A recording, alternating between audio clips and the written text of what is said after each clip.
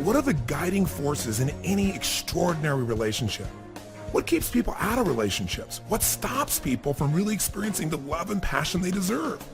You know, I talk to people all the time, and they've got everything else handled in their life. Their businesses are great. They have great friends. Their body's in great shape. But there's one area that so many people are missing out on, and that is that deep, passionate connection with the person they desire and deserve.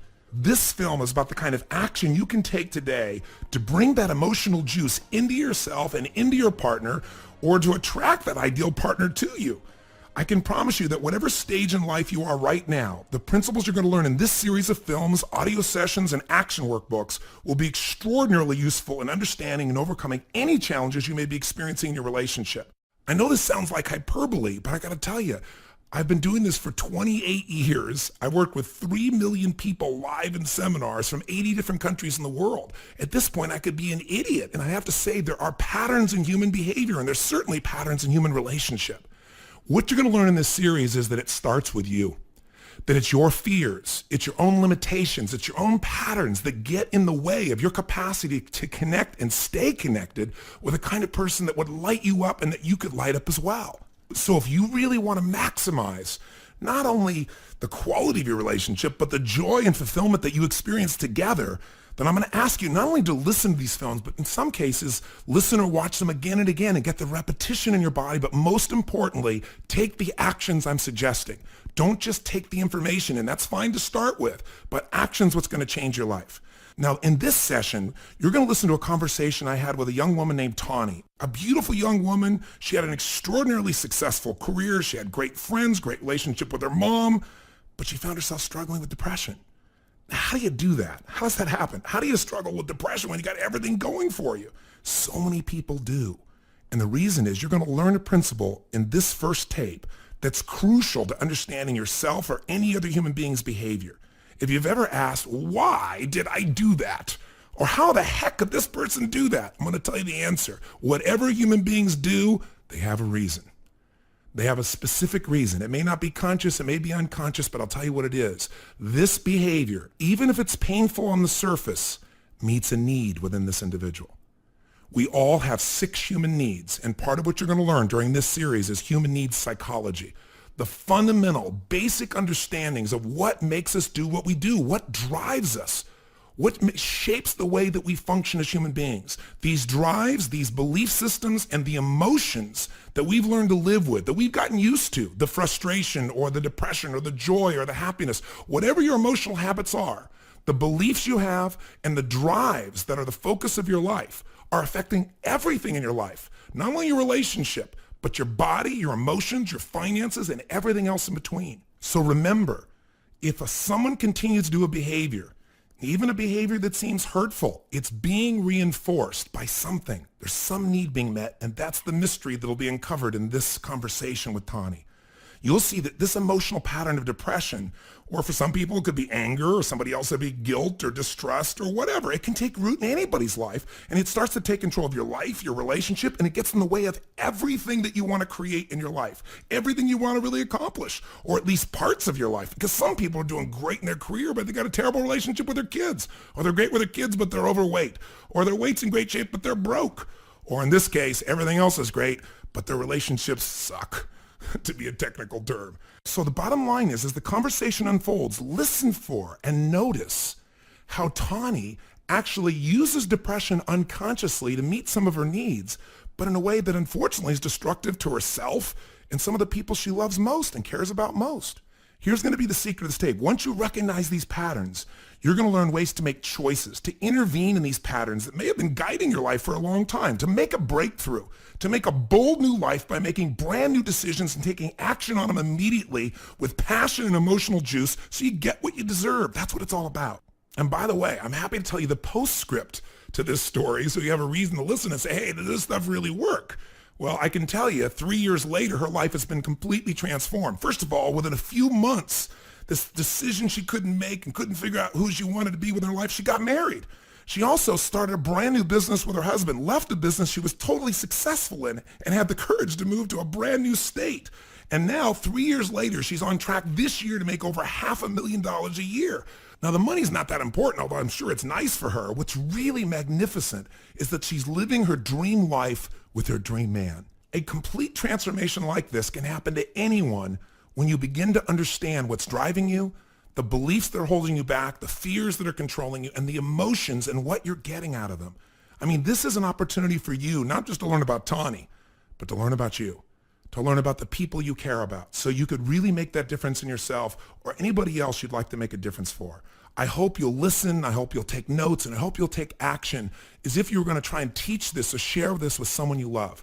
My deepest, sincerest desire is that this conversation, this series of conversations and films, the workbooks and actions that are provided that are so simple, can give you the life that you deserve. How this process ideally works is simple.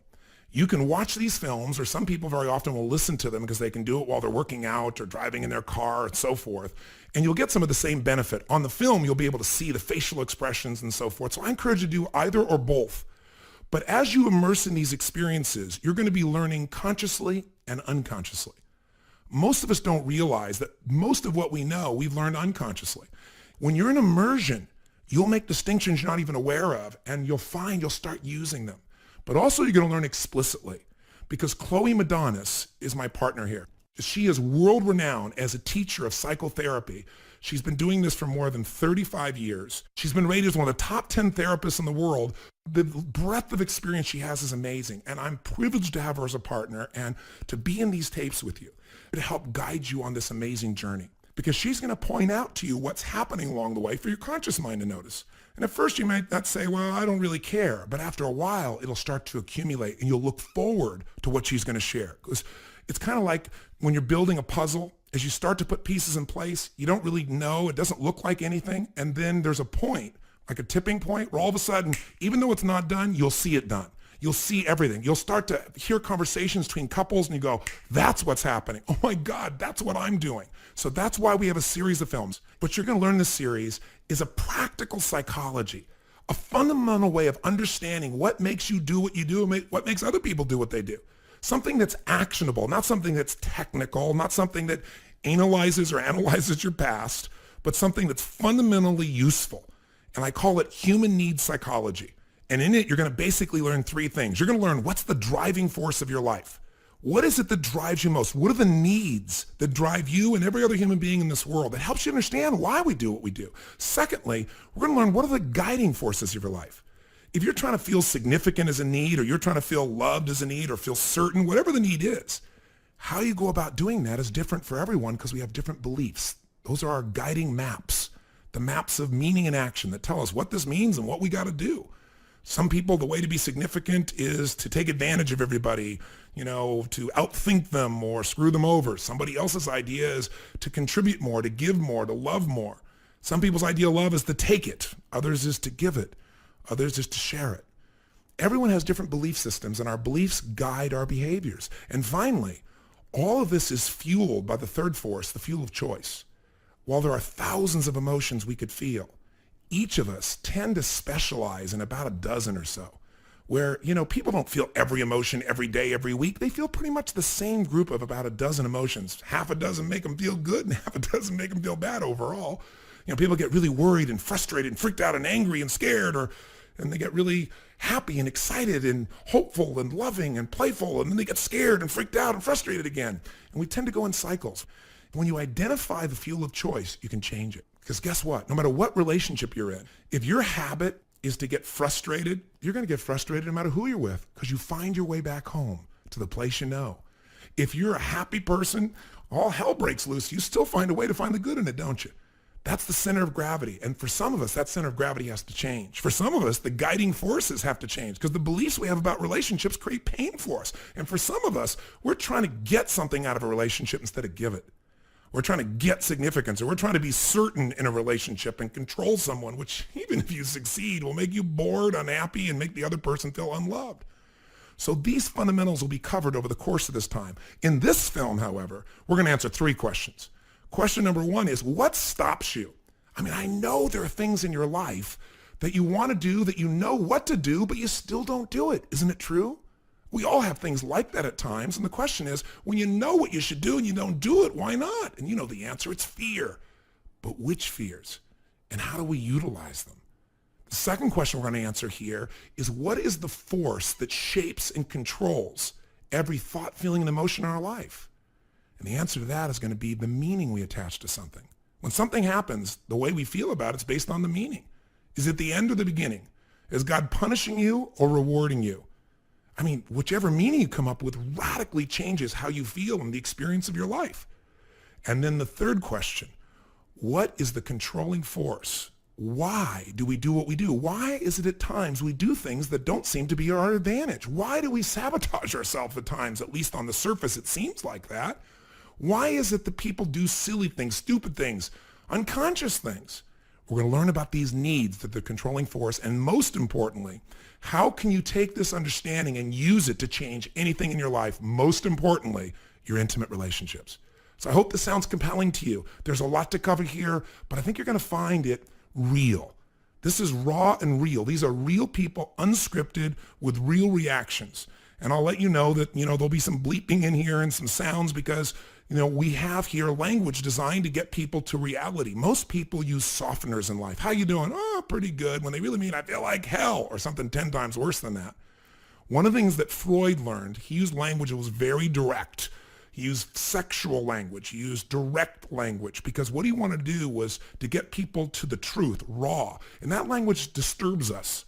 If we say the word rear, your rear end, no problem. But if somebody says ass, you have a different feeling. But it's the same thing we're talking about.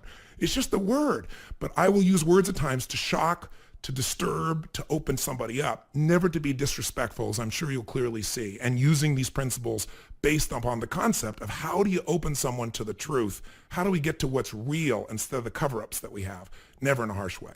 So please join me right now and let's experience this film or this audio, however you're going to go about doing it, and let's begin to discover what really drives us. In fact, the answer to 3 questions. What is it that stops us from doing what we know we need to do? What controls and shapes every thought, feeling, and emotion in our life? And why do we do what we do, and how can we change it?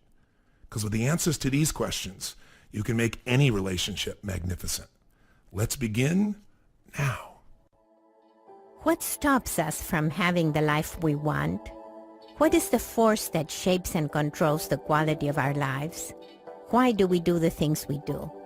All of us have dreams and desires for our lives, our careers, our families, and our relationships. However, for most of us, it is difficult to experience the happiness we seek. In this film, you will learn about fundamental patterns that drive human behavior and control our relationships. We begin our story with Anthony Robbins speaking at a conference before 3,000 people. In order to show how quickly people can change their emotions, he asks for a show of hands from people who suffer from depression. Tani is an attractive, intelligent young woman who uses depression to get sympathy and love. However, she gets caught up in the idea of being depressed and ends up feeling unhappy and alienating those around her. Using human needs psychology, Robbins will elucidate how Tani's emotional patterns function to bring on suffering.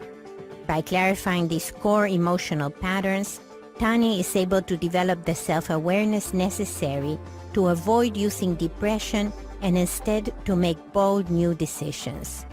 Today, she lives a radically different life that makes her proud. Robbins will first demonstrate the principle of the triad. All behaviors, including emotions, are made up of 3 elements working together. Patterns of physiology and posture influence your biochemical state and thus your emotions. Patterns of mental focus determine how you experience the world. And thirdly, patterns of language control the way you express and represent your experience to yourself and to others.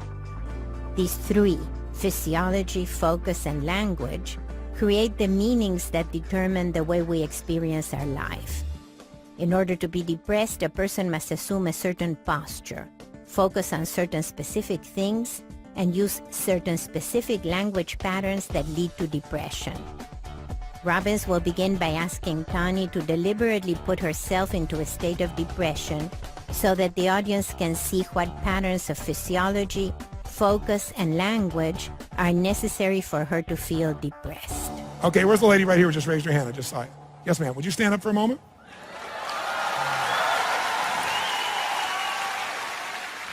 What's your name? Tani. Can we get a microphone for Tani? Now, you don't look very depressed right now. Are you really depressed right now? Yeah. You are. I see. How depressed are you on a 0 to 10 scale? 10 is totally depressed, want to kill yourself. 0 is not depressed at all. About an 8. About an 8. Interesting. About an 8. And you're feeling that right now? Actually, I'm doing pretty good since I've been here. Yeah, you're doing better right now. How many saw she was not depressed just now? Let me see a show of hands if you saw it. Okay. But you could get there if you wanted to, right? Yeah. Right now, you're not actually depressed. What are you feeling right now? Hopeful. Hopeful. By the way, how many saw that in her body? In talking to Robbins, Tani is momentarily hopeful. Robbins points out that when Tani feels emotional states, these states are linked to physiological patterns in her body. I want you to notice Tani's physiology right now when she's hopeful. If you notice, she's got one arm here, but the other one is loose, and she's smiling, and her head's kind of bouncing like this. That's called hopeful for her. And you see, now it's even more than hopeful right now. There's a different feeling she just had as I point this out. That's not depressed. And she smiled. How many of you felt when she took the microphone she was not depressed? Let me see your hands. Now, how come 3,000 people all knew that? Because you're all natural psychologists, and you know that is not depression. Now, you can fake somewhat, but if you're totally depressed, you couldn't have smiled as big as she did. And she would have been not in the same position. Robbins sees that Tani's depression is not life-threatening, though it creates real problems for her.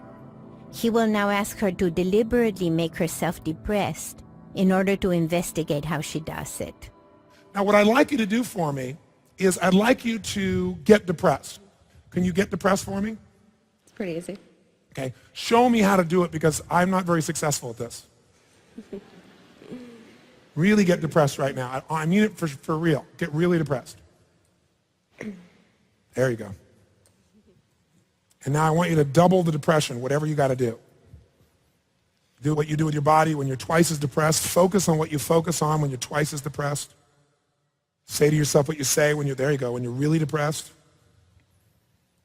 How depressed are you right now, 0 to 10? Stay in that state and just tell me how depressed, 0 to 10. Pretty depressed. 10 is want to kill yourself, 0 is not depressed at all. Where are you? About a 9. Okay, now stay there in that state so we can learn something. How many saw her change her physiology radically to go in depression? Raise your hand.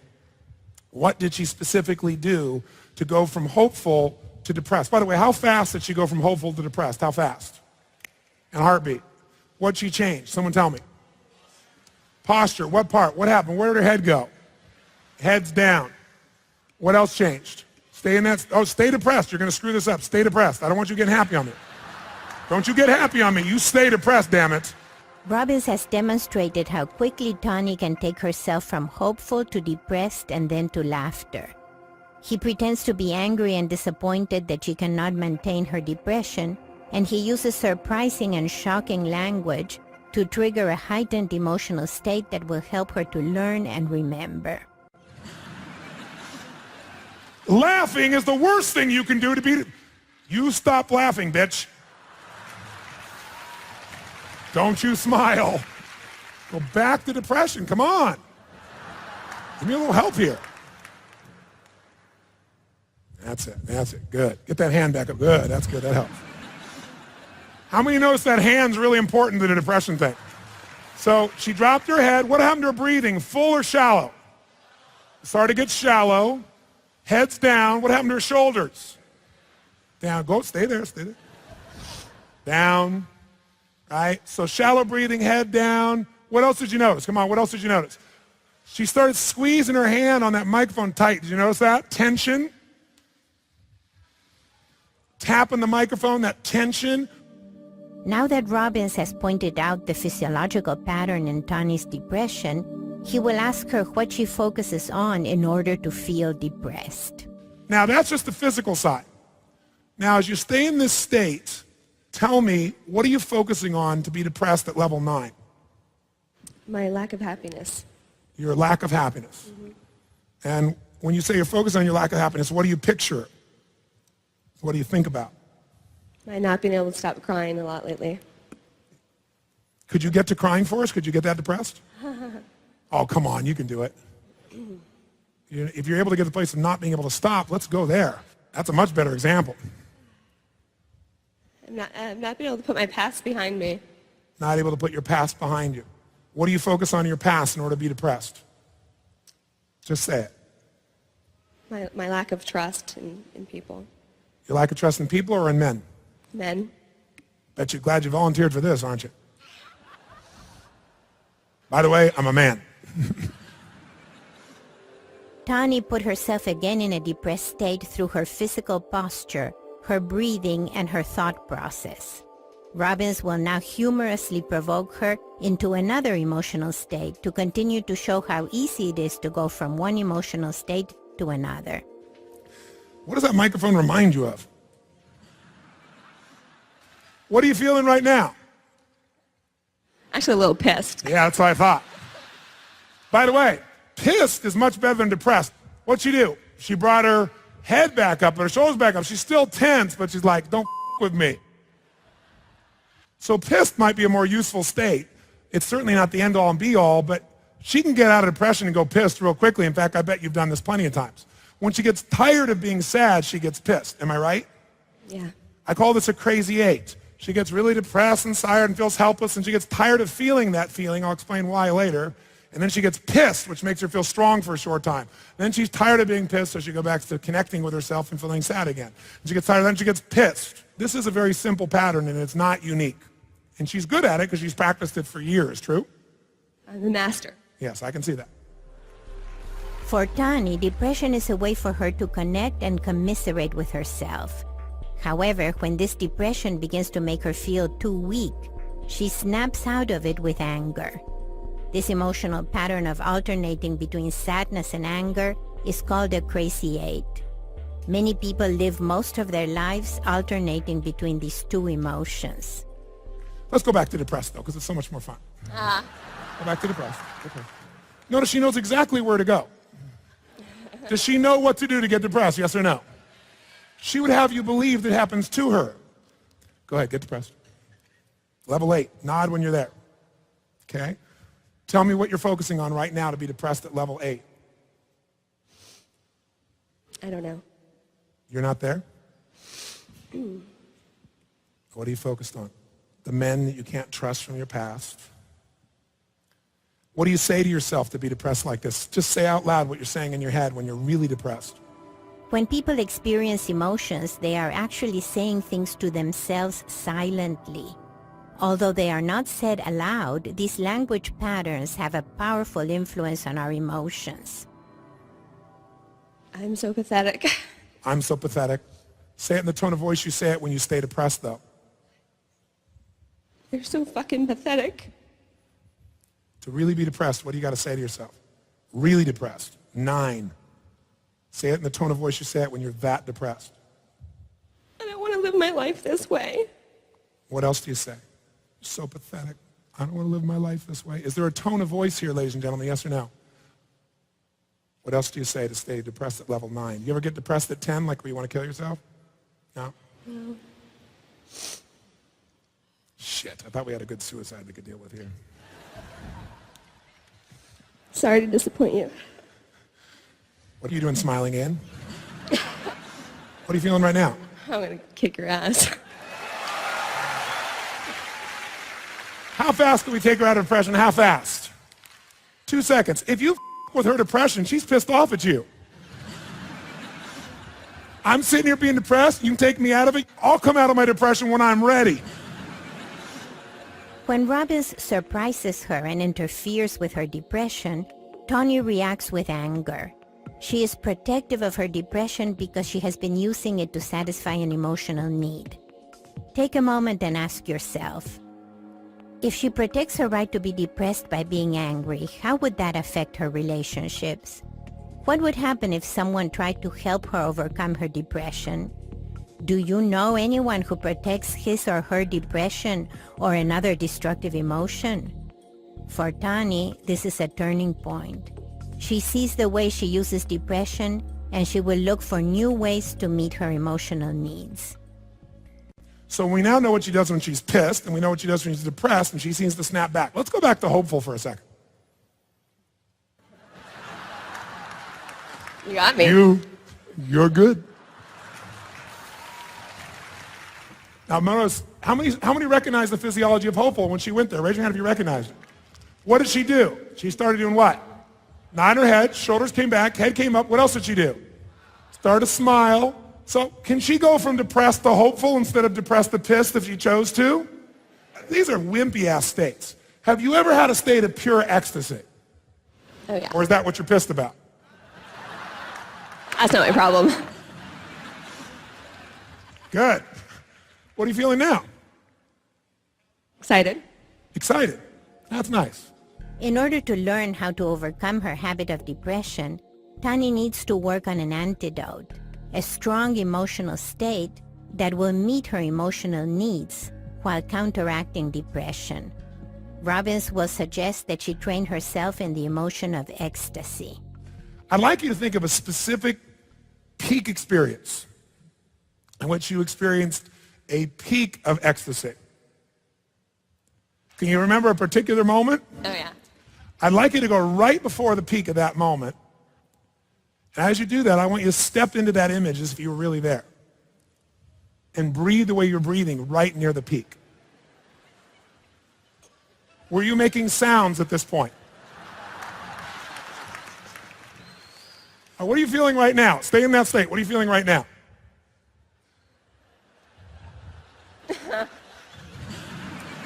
She's feeling so much she can't talk.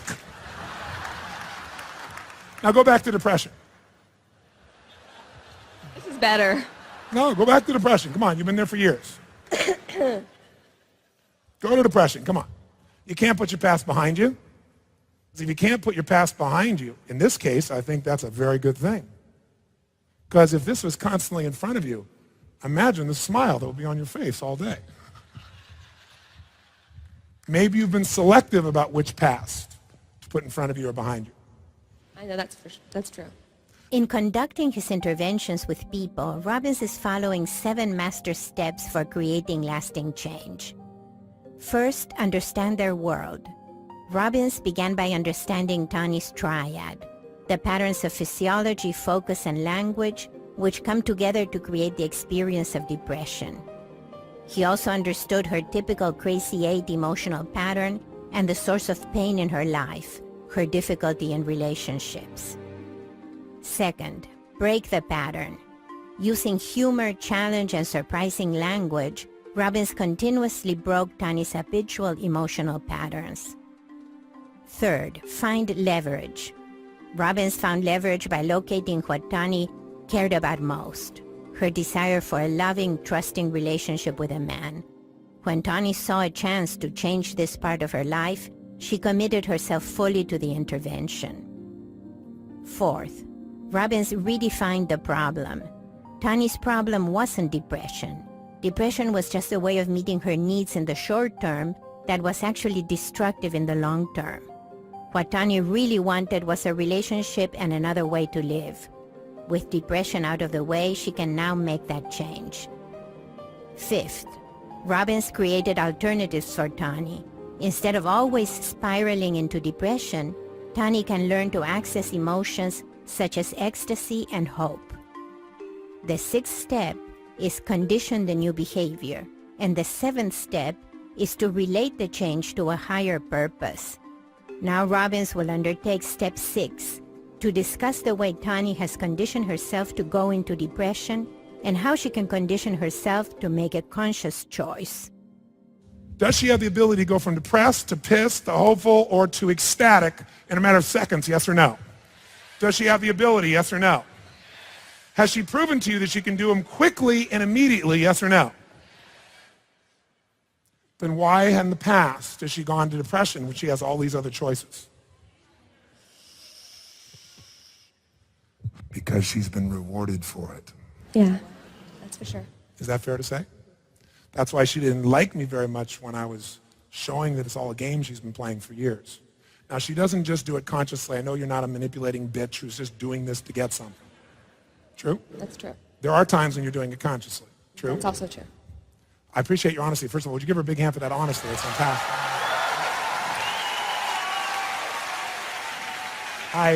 I really honor you. First of all, I appreciate your courage to even stand up. I appreciate you playing with me because it's not a comfortable thing. Yeah. But I appreciate most and honor most your honesty because without honesty, you can change anything. Most people can never get to that level of honesty, so they have no power. And the reason they're most dishonest is with themselves. Because it doesn't feel good to say, yeah, I've used this shit at times. But you know you have, and you're honest about it. That means you can change it.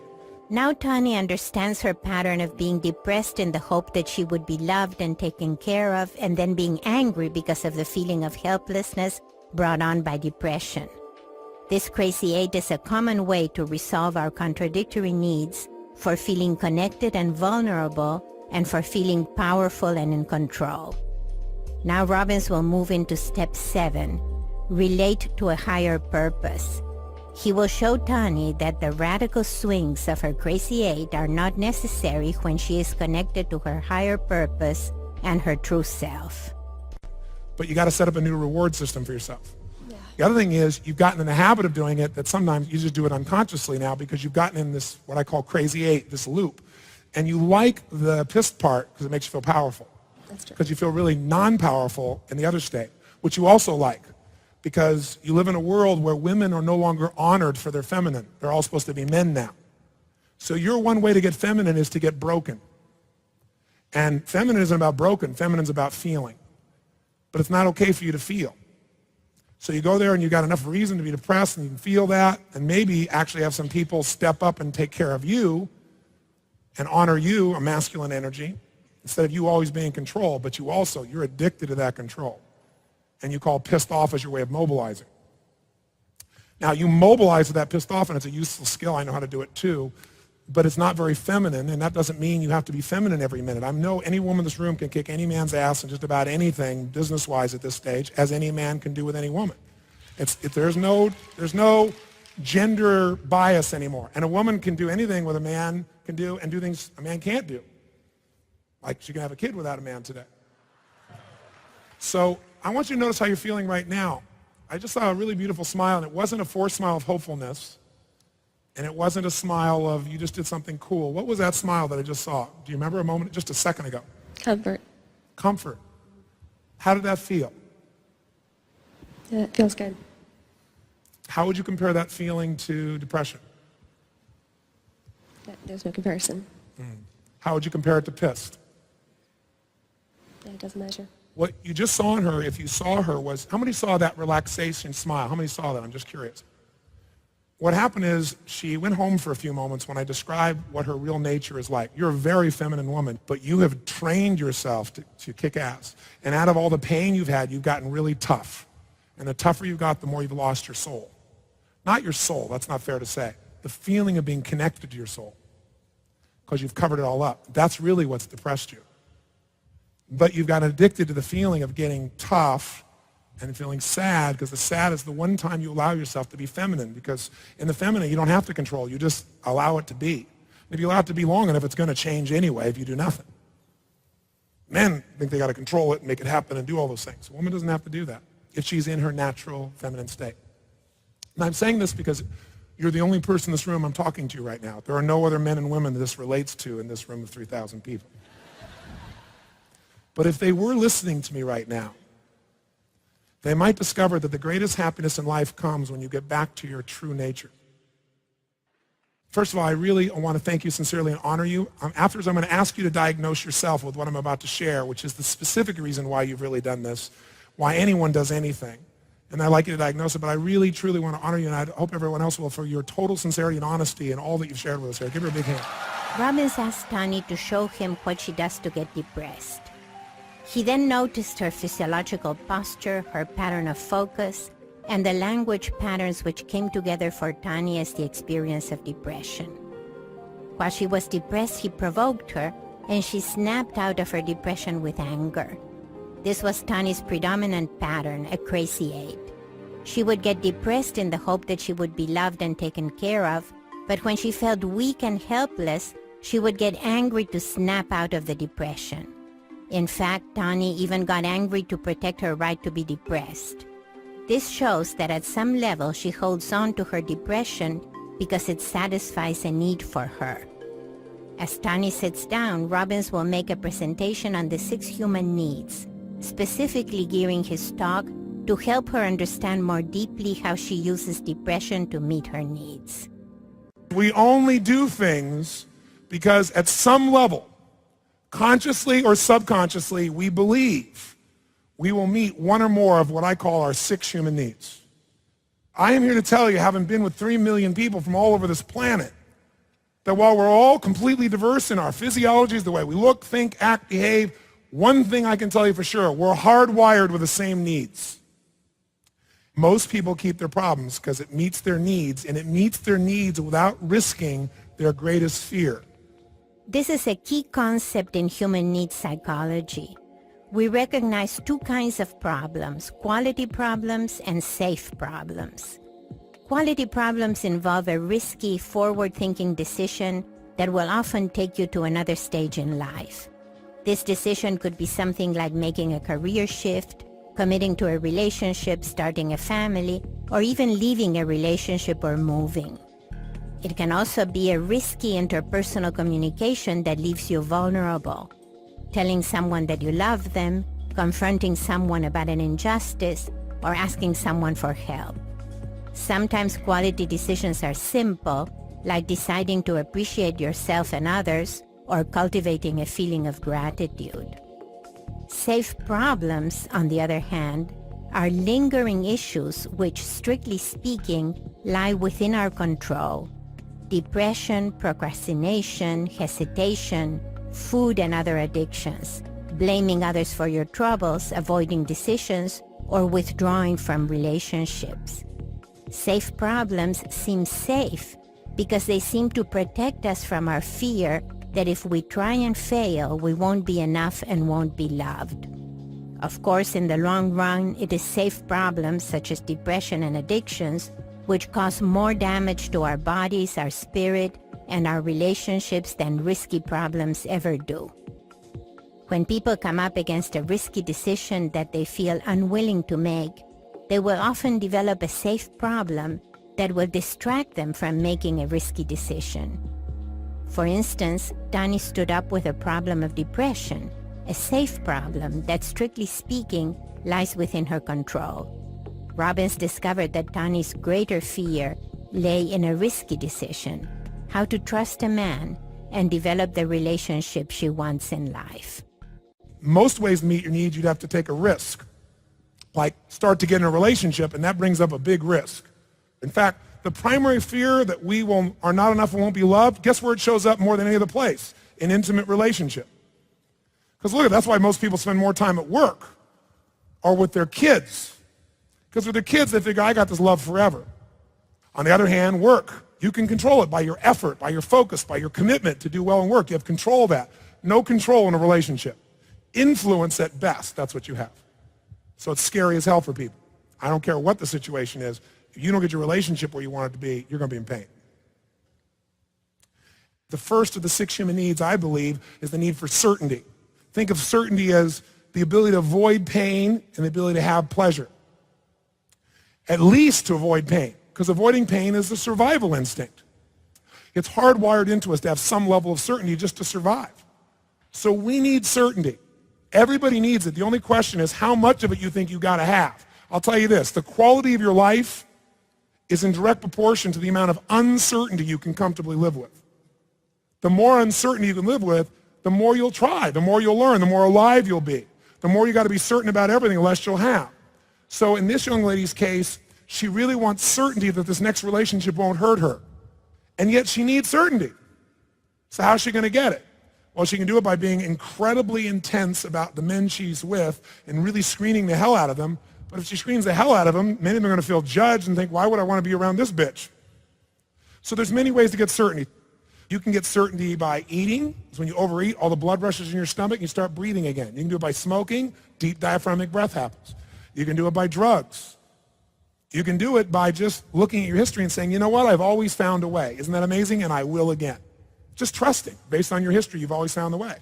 You can do it through a spiritual belief. You can do it in positive ways, neutral ways, or destructive ways. Because everybody finds a way to meet their need for certainty. Everyone, even crazy people. Everybody finds a way. The only question is, are you going to find a way that's obtainable or sustainable? Everybody obtains certainty. The question is, can you sustain it? And can you do it in a way that sustains you long term? Take a moment to consider, what are some of the ways that you use to get the feeling of certainty? What do you do with your physiology, eat, sleep, exercise, the way you breathe or stand? What do you do with your focus in order to feel certain? Do you have an empowering belief? Do you focus on your future or your past? What language patterns do you use? Are there phrases you use regularly? If you like, pause the film for a moment and write these down. Now Robbins will explain the second human need, uncertainty. How many of you in this room, tell me honestly, how many of you love surprises? You do say aye. Bullshit. You like the surprises you want. The surprises you don't want, you call problems. And you don't want those, but you need them because they're the things that make you grow.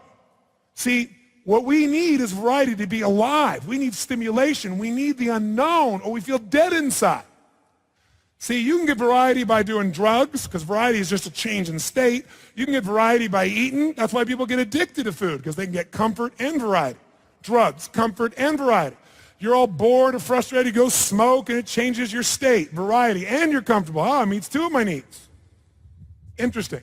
You can also get variety in positive ways, like taking on a new challenge, setting a new goal. You can get variety in a conversation. If someone says, life's so boring, man, I go, no, life isn't boring, you're boring. Could you sit in a room with nothing else there and have unlimited variety if you just used your brain, yes or no? See, variety is available at any moment. Most people value certainty more. That's why their life is so boring. We tend to pick, of these six, we tend to pick one or two that we value more, and it shapes the direction of our life. People that are certainty-driven end up with a very different life than people that are variety-driven. What are some of the ways that you use to meet your need for uncertainty and variety? What do you do with your physiology, with your focus, and with your language? Now Robbins will explain the third human need, significance. Third human need, the need for significance. We all have a need to feel significant, to feel important, to feel special, to feel unique. The word significance has many different connotations. Uniqueness, special. We all have the feeling of wanting to be needed, to feel important. These are all code words for significance. Who has this need? Every human being you're ever going to meet in your life. All of us have it. The only difference is how we go about it. Some people try to be significant by achieving everything. Some people try to be significant by breaking through big problems. Some people get significance by having more earrings and more locations than you'd want to ever describe. Some do it by being unique in their tattoos. Some by having a unique hairstyle. Some people by their style of how they walk or how they talk or their humor. Everybody finds a way to be unique or special or to feel needed or to feel important. It's a human need that everyone has, even those who deny it. You can get significance in a positive way, a neutral way, or a negative way. One of the fastest ways to significance with strangers is violence. If you go up here to the hood, not far from here, and I come up and put a gun to your head, guess what? I am instantly significant. I don't need a college education. I don't need to work at it. I don't do anything. And I am certain you're going to respond to me. I've met two of my needs. And there's variety, because who knows what's going to happen next? It's different every time. By the way, anytime something you do or believe, you associate to that meaning at least three of your needs, you become addicted to it. Positive or negative doesn't matter. So if you got a big enough problem, because there's two ways to get significance. Take a huge risk, potentially fail, and look like you're unworthy and worthless and not worthy of love and face your deepest fear on earth, or have a really big problem you can share with everybody. A significant problem that's so bad that you can tell everybody about it, and now you don't ever have to face your fears. And you can feel significant, which is the choice most people make. Think of a problem that you have struggled with or a complaint you have had for an extended time. If you have continued to focus on it without resolving it, odds are that it has helped you to meet your need for significance. The majority of people in the world try to find big enough problems so that they never have to beat themselves up for not being enough, or so at least they can defend themselves against themselves or other people when they want to know why they haven't done it. It's not that you're gutless. It's not that you're worthless and you're not loved. It's just this horrible thing that happened to you. Funny thing, other people have had much more horrible things and they've managed to succeed. But that would require a level of truth that very few people have. This young lady in the middle row here certainly does have. And the minute you have that level of honesty, you have the power to change it. If we want to be significant, we can do it in negative ways, positive ways. You can be a troublemaker and be significant. You can be a contributor and be significant. How do you get significance? Do you do it through business, achievement? Do you do it by being the best parent? Do you do it by the way you dress? Do you do it by being tough and you can handle anybody no matter what they do with you?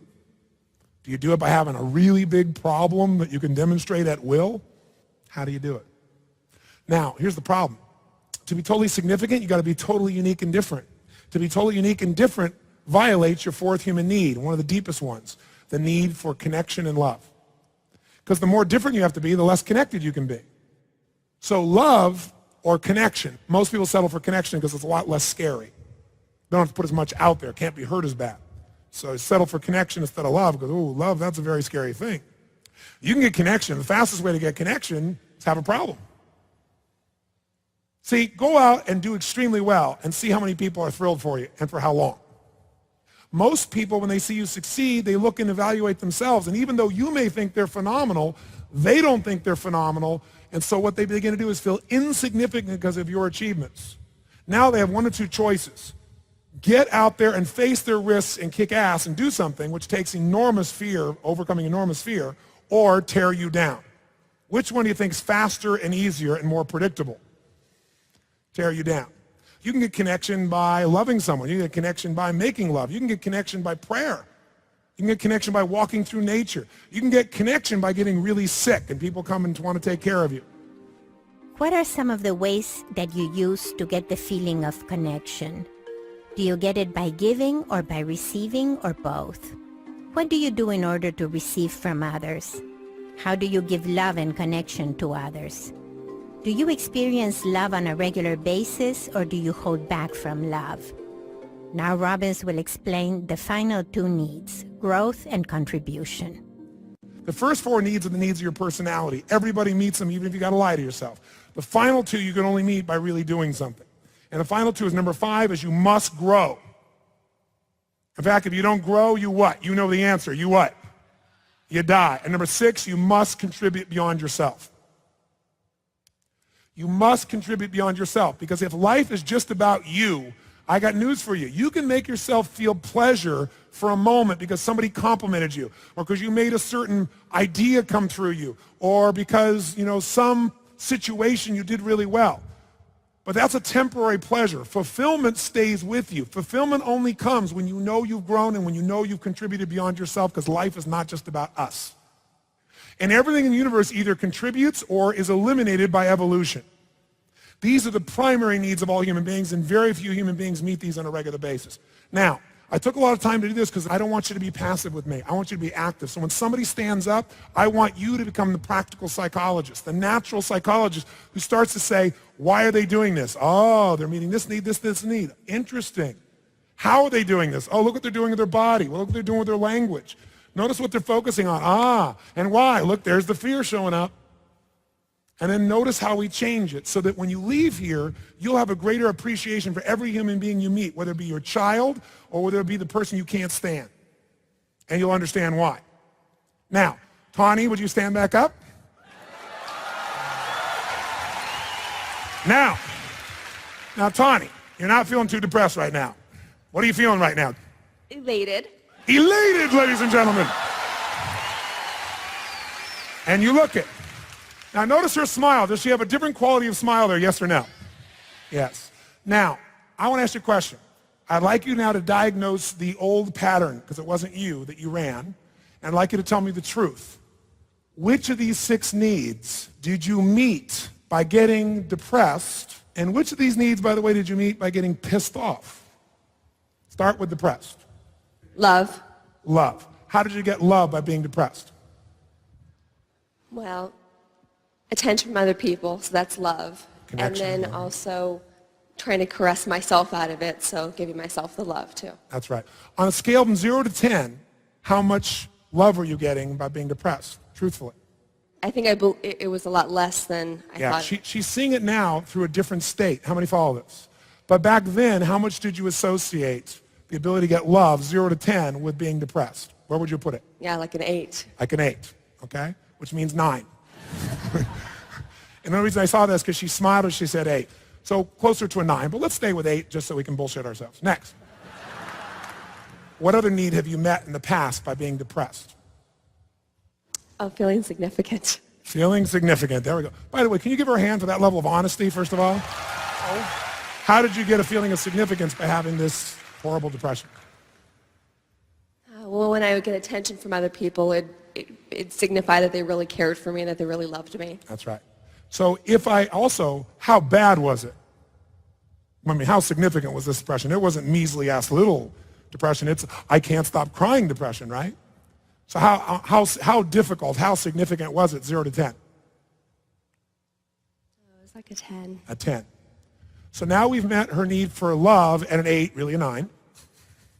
We met our significance at a 10 by having this problem. What other needs were you meeting by being depressed? Stability. Stability is a big one. Certainty. How certain were you that you could get yourself in that state? A 7. A 7, okay? And how certain were you that you could be in that state and stay in that state if you wanted to be? 0 to 10. A 10. 10. So she meets her needs for certainty at a 10, her needs for significance at a 10, and love at a 9. Anytime you associate at least 3 elements, you become totally addicted to it. But she doesn't just meet them, she meets them at 9s and 10s. If you met them at 5s and 6s, you'd get addicted, but 9s and 10s, it's a total addiction. If we don't go any further, how many can see why, even though she could feel total ecstasy, joy, happiness, hopefulness, love at will just as quickly, how many can see why she was always depressed? Because it was a way of meeting her at an addictive level. Any other needs you were meeting by getting in this state of depression? Things are going a certain way over and over, day after day, a certain way. What could you do when you got depressed? Oh, the rush. Yes, the rush of depression. Did you guys hear this? What is that rush? Of feeling all your feelings, right? Feelings you weren't feeling before, which is known as variety. Uncertainty. 0 to 10, how much of a rush? Oh, I could go to a 10. 10. So why would she be happy when she's got this unhappiness thing working so well? She gets connection and love, she has significance, and she doesn't have to do anything, doesn't have to take any risks, doesn't have to face anything, doesn't have to create anything. She can have a total rush in her body. In fact, she can rush herself to the point she can cry uncontrollably, which means really feel again and feel the feminine side of herself, which is allow herself to just feel. But then, that's not very acceptable to stay in that state long term because people will get tired of you whining ass all the time. So you need another weapon to show people that you're not just some wuss and that you're to be reckoned with, because after a while she gets tired of feeling that sad feelings. After a while it feels insignificant, doesn't it, and weak. So then we snap into significant feelings that come from being pissy and intense. I'll whip your ass. Or what was the term you gave me earlier? Something like I'll kick your ass. I'll kick your ass. Yeah, something like I'll kick your ass. That wasn't the first time you've ever used that phrase, was it? No. I like that one. Yeah, use it a lot. So now what we do is we whip ourselves into this state, and which needs do you meet by being in the state of I'll kick your ass? Well, probably all of those too. Yes. Take a moment to review some of your typical ways of meeting your needs. Is there a problem that stands out above everything else? Is it a quality problem, a risky decision that will create progress in your life and the lives of others? Or is it a lingering, safe problem that relieves you from making a risky decision? Significance at 0 to 10. When you're pissed off, how certain do you feel in your body on a 0 to 10, everybody? How certain? 10. When you're pissed off, people tend to respond to you even if they don't like you. How significant do you feel? 10. And by the way, you get connection with people. You don't get love, but you get connection with people. So now you got 3 of them met instantaneously. That's why most people are so angry all the time, because it's their addiction to try to feel significant when they feel insignificant. So one way to battle your own fear that you're not enough is get pissed off at something or someone or everyone else. So now the only hope for you as a solution, besides awareness, is to humiliate yourself if you go into those places by realizing I'm being a bitch. And what I'm doing is stealing from my friends by creating a problem that I totally could shift this fast. They don't deserve that, and I'm not going to do that to my own spirit. And then it's to find some new ways to do it, like ways like feeling this hopefulness or this happiness or this elation by realizing I am growing. And because I'm growing, I can pass this on to my sisterhood or my brotherhood or my children. I can grow and I can contribute, and that's where you'll be euphoric. Because the feelings you're having today are only so good. They only last so long. What will really last is when it becomes not about you, when it becomes outside yourself and you, when all of it's fulfilled. But the place that'll get you back is when you get around men. Because they're going to do shit to be significant. It's going to piss you off because you know you're significant. And you're not going to want to feel insignificant. Who here can relate to this at some level? Let me see a show of hands. Very nice. Give her a big hand. Thank you very much.